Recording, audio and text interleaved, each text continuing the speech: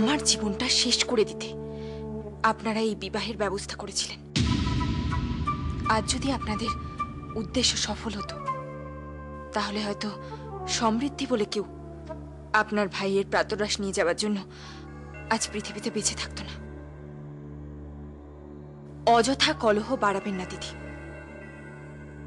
আপনার ভাই নিজেকে সংশোধনের একটা সুযোগ পেয়েছে। কে বলতে পারে এটাই তার শেষ সুযোগ নয়? এই প্রতারণার কথা যদি মহারাজের কানে যায় তাহলে কি ফল হবে একবার ভেবে দেখেছেন? স্বামীর রাজা হওয়া তো দূরস্থ, হয়তো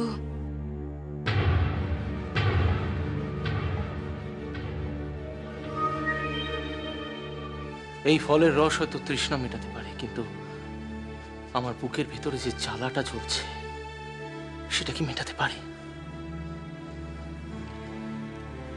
খারাপ স্মৃতি ভুলতে একটু সময় লাগে মহারাজ, কিন্তু তাই বলে তো আর আহার নিদ্রা এগুলোকে ত্যাগ করা যায় না। জানি জানি ঐশিকা, কতগুলো কথা আছে যেগুলো আমরা মন থেকে কিছুতেই মেনে নিতে পারি না, কিন্তু তবু সেই একই কথাগুলো আমাদের মনকে বারবার করে পীড়া দেয়, বেদনা দেয়। আমি মহান আমাকে শাস্তি দিয়েছি তার ভুল সংশোধন করে নেওয়ার জন্য।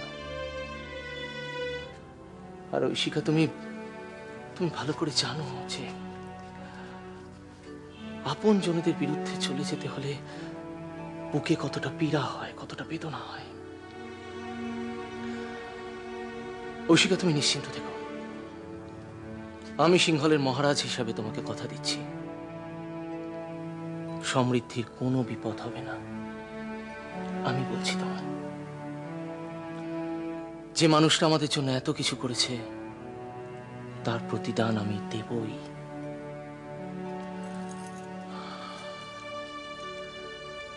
আমি তোমায় কথা দিলাম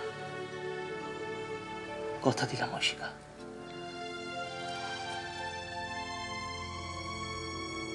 তুমি কি ভুলে যাচ্ছ ত্রিজটা?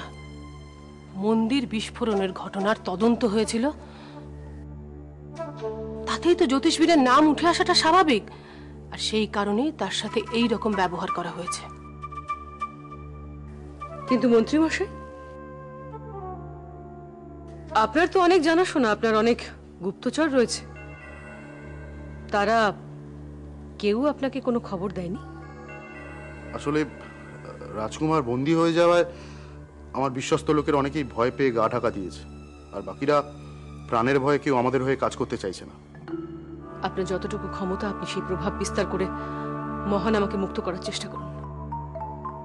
ধৈর্য ধরুন রাজবতী, একটু সময় দিন, পরিস্থিতি শান্ত হোক। আমি কথা দিচ্ছি রাজকুমারকে উদ্ধার করার জন্য ঝাঁপিয়ে পড়ব। থাক, অনেক করেছেন, আপনাদের আর লাভ ঝাপের প্রয়োজন নেই। এখন চুপ করে দাঁড়িয়ে থাকবেন না, যান এখান থেকে।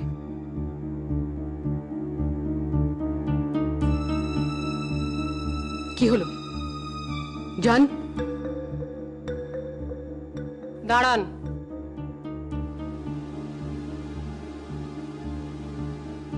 কে বা কারা জ্যোতিষবীরকে প্রবেশ করতে বাধা দিয়েছে তা খবর নিয়ে আমাদের জানাবেন। আমরা অপেক্ষায় রইলাম।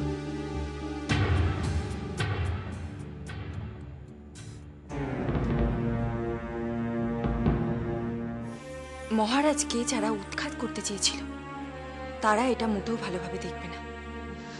তাদের যাবতীয় রাগ গিয়ে পড়বে মিহিরের উপর, আর সে বেচারা উপকার করতে গিয়ে বেঘরে প্রাণ হারাবে। না না, প্রয়োজনে আমি মিহিরেরও নিরাপত্তার ব্যবস্থা করব।